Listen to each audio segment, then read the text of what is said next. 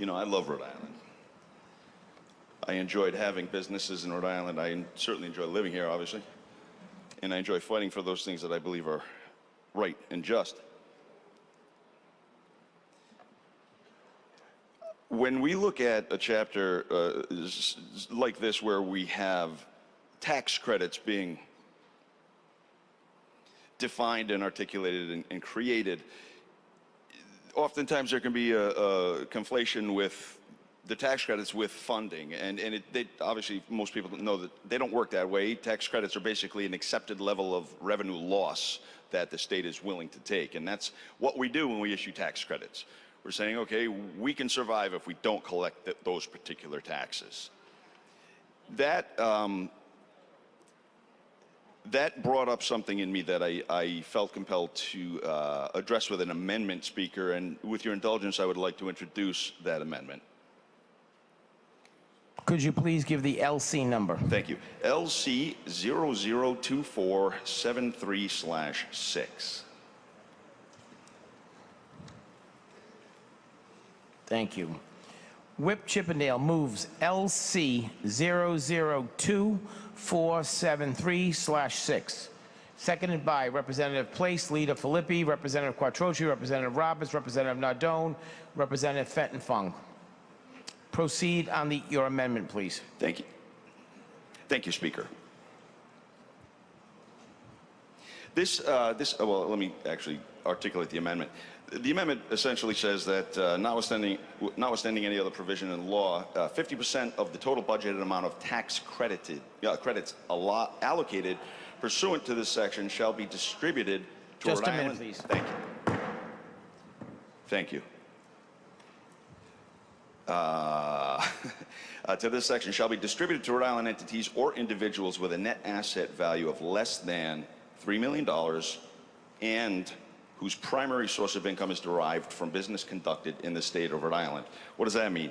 That means I want that half of these tax credits to be allocated for small businesses in the state of Rhode Island that are actually small businesses in the state of Rhode Island and benefit the people in the state of Rhode Island. It's fairly simple. We have seen, regrettably, over the years, and I'm going to go into this kind of Wayback Machine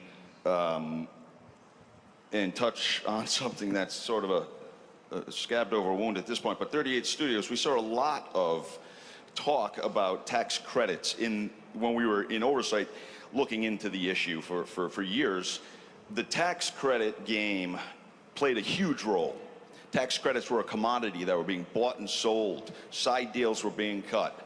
Maneuvering was being made. Promises were thrown out to politically hooked up people, all in the commodity trade of tax credits.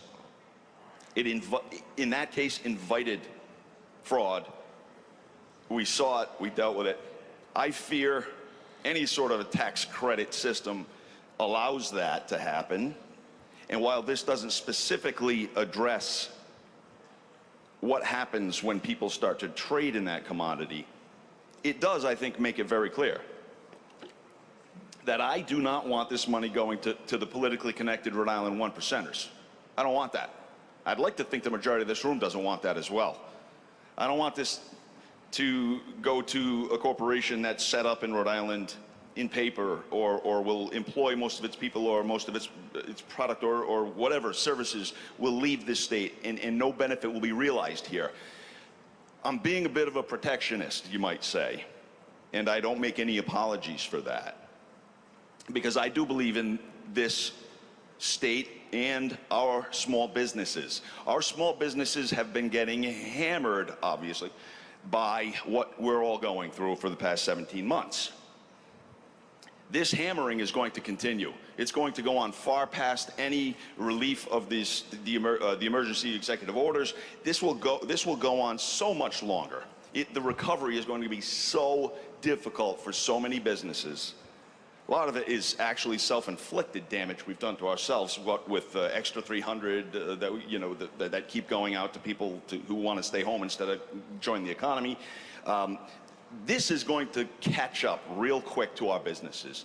Let's show Rhode Island businesses, people who live here, people who invest everything in many cases. Most small businesses invest everything, and I know every small businessman in this room and woman in this room knows that. Let's show them that we care about that. Let's show them that we want this benefit to be realized not by the politically connected 1% that don't really need it anyway, but the mom and pop Main Street from Tiverton to Woonsocket and every place in between. Those are the folks that we should be helping.